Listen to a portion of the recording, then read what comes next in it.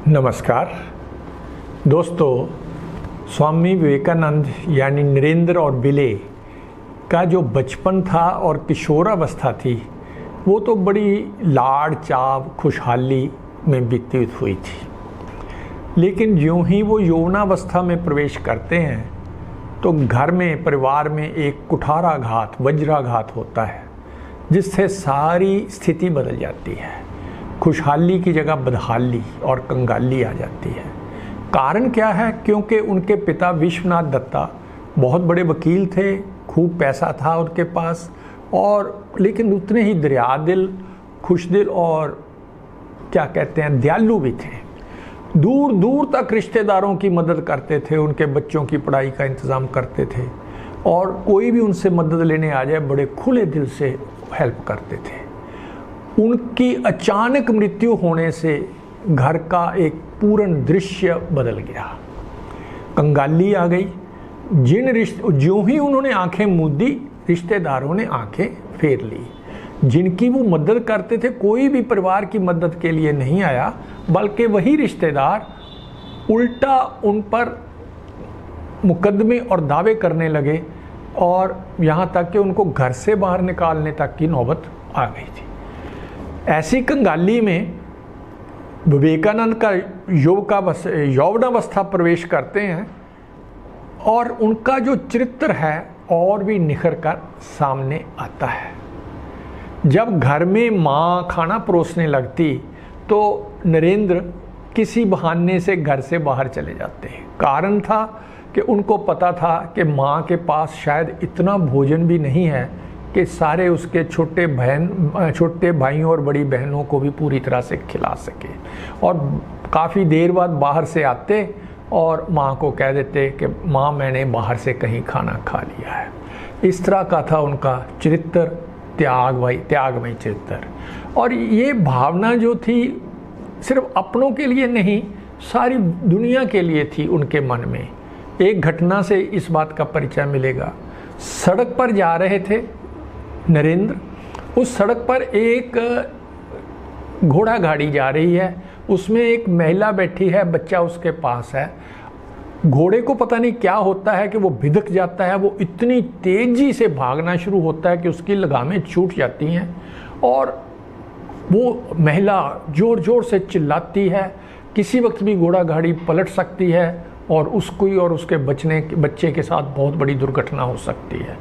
बाकी लोग तो हेल्पलेसली निसहाय उस दृश्य को देख रहे हैं, लेकिन नरेंद्र, उसका हौसला देखिए, वो जंप करते हैं, छलांग लगाकर उस भागती हुई घोड़ा गाड़ी पर बैठ जाते हैं और घोड़ों को लगाम पकड़कर उसको कंट्रोल में करते हैं। महिला और बच्चे की एक किस्म का जीवन बचाते हैं। अपने दोस्तों के साथ भी नरेंद्र का इसी तरह का प्यार, मोहब्बत और उनके लिए फीलिंग, संवेदना होती थी। उनका एक दोस्त था हरिदास, बीए में पढ़ते थे। हरिदास पढ़ाई में बहुत लायक था लेकिन गरीब था। कॉलेज की फीस नहीं दे होती थी। कॉलेज वालों ने घोषणा कर दी कि इतनी तारीख तक कॉलेज की फ़ीस जमा कराओ, नहीं तो बीए की परीक्षा में नहीं बैठ सकोगे। और हरिदास बिल्कुल निसहाय होकर बैठ गए क्योंकि उनके पास पैसे नहीं थे। नरेंद्र, उनको अपने दोस्त की इतनी चिंता थी कि इतना योग्य मेरा दोस्त है, इतना पढ़ाई में ब्राइट है, इसको तो परीक्षा में ज़रूर बैठना चाहिए। उन्होंने इस पर सोचना शुरू किया। उनके ध्यान में आया कि कॉलेज का एक क्लर्क है, हेड क्लर्क टाइप है, वो राम कुमार बाबू उनका नाम है, राजकुमार बाबू, और उसकी खूब चलती है कॉलेज में। और कॉलेज के रूल्स में ये प्रोविज़न है, ये नियम है कि किसी बच्चे को फीस माफ़ भी की जा सकती है और फीस ना देने पर भी परीक्षा में बैठाया जा सकता है। तो नरेंद्र ने जाकर राजकुमार बाबू से निवेदन किया कि हरिदास जैसा ब्रिलियंट लड़का, उसको तो आप फीस माफ़ी करें और परीक्षा में बैठने की इजाज़त दें। लेकिन वो बड़ा अहंकारी टाइप था। अहंकार में वो राजकुमार बाबू कहता, तू अपने काम से काम रख, मुझे शिक्षा ना दे, मुझे उपदेश ना दे। लेकिन नरेंद्र ने हौसला नहीं हारा, फिर भी कोई युक्ति निकालने की कोशिश करते रहे। उनको पता लगा कि ये राम कुमार बाबू जो हैं, इनमें एक वीकनेस है, ये अफीम का नशा करते हैं और कुछ और नशे भी करते हैं, और शाम के वक्त चोरी चोरी एक ख़ास अड्डे पर, नशेड़ियों का अड्डा है, वहाँ पर जाकर बैठता है, नशा खरीदता है, करता है, चोरी चोरी करता है ताकि बाकी समाज को पता ना लगे। नरेंद्र ने वो जगह का पता कर लिया और उसी शाम अपने मुंह पर कपड़ा लपेटकर उस दुकान के आगे जाकर खड़े हो गए। जब राजकुमार बाबू वहाँ पहुँचे और उन्होंने वो नशे का काम खरीदना फरोख्तना और खाना शुरू किया, तो नरेंद्र उनके सामने प्रकट हो गए और कहा, नमस्ते राजकुमार बाबू जी। उसको देखकर तो बाबू की होश उड़ गए और पैरों तले ज़मीन निकल गई, क्योंकि उसे लगा कि उसका सारा भेद खुल गया है, बंडा उठ गया है। नरेंद्र ने उसको कुछ नहीं कहा। अगले दिन जब राजकुमार बाबू ऑफिस में बैठे थे तो नरेंद्र फिर उसके सामने जाकर कहते, नमस्कार बाबू जी। तो अब और रिक्वेस्ट की कि मेरे दोस्त हरिदास जी को क्या आप परीक्षा में बैठने की इजाज़त देंगे। वही राजकुमार बाबू जो पहले किस तरह के सुर में बोलता था, उसका सुर बदल चुका था। वो कहते, आइए नरेंद्र बाबू जी, आइए, आपको कौन रोकेगा, जो आप कहेंगे वैसा हम करेंगे। ऐसा कहकर उसने हरिदास जी को बैठने की इजाज़त दे दी।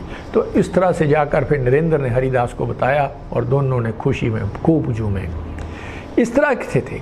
खुद विद्यार्थी कैसे थे नरेंद्र, यहाँ तक उनकी टेक्स्ट बुक्स का सवाल था, उसमें वो ज़्यादा रुचि नहीं लेते थे,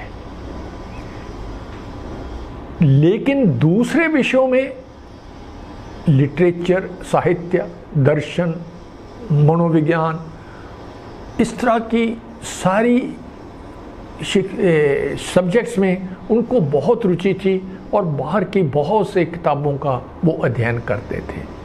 उनके प्रोफेसर थे, उनका नाम था प्रोफेसर हेस्टी, वो प्रिंसिपल भी थे उसी कॉलेज के, इंग्लिश पढ़ाते थे नरेंद्र को।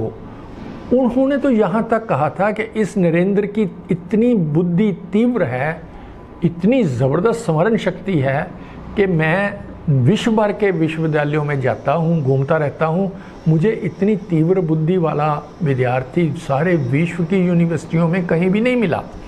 तो ऐसी तीव्र बुद्धि थी, लेकिन अपने टेक्स्ट बुक में रुचि नहीं होती थी। और जब भी परीक्षा का दिन आता, उस एक दिन या एक रात ही नरेंद्र पढ़ाई करते थे अपने विषयों की।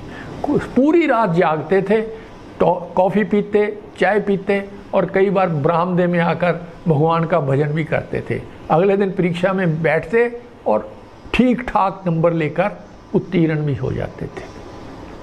लेकिन देखिए, नौजवान थे, सुंदर थे, एक बहुत आकर्षक पर्सनैलिटी थी, लेकिन कंगाली और बदहाली का प्रभाव उनके व्यक्तित्व पर दिखाई भी देता था।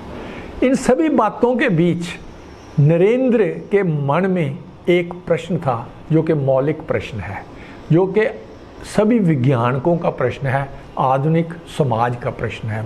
आज ज़्यादातर लोगों का जो विज्ञान और में ज़्यादा रुचि लेते हैं, वो इस तरह का सवाल करते हैं कि क्या भगवान का अस्तित्व है। ये प्रश्न नरेंद्र इसका स्पष्ट उत्तर चाहते थे और ये चाहते थे कि स्पष्ट उत्तर इसका सबूत के साथ मिले। इस प्रश्न को लेकर वो किसी भी विद्वान आता उससे ये सवाल करते, किसी महापुरुष से सवाल करते, किसी संत से करते, साधु से करते। ये उन्होंने डॉक्टर देवेंद्रनाथ टैगोर के पास जाकर भी यही सवाल किया था। हर जगह से उनको यही जवाब मिलता। पहले हिस्से का जवाब तो पॉजिटिव, हाँ भाई भगवान का अस्तित्व है। लेकिन जब नरेंद्र सबूत मांगते और उससे पूछते कि क्या आपने खुद देखा है, तो सब विचलित हो जाते थे। देवेंद्रनाथ टैगोर ने भी उनसे यही कहा था, भाई तेरी तो आंखें योगी जैसी हैं। नरेंद्र कहते, मैं तो अपने प्रश्न का उत्तर चाहता हूँ।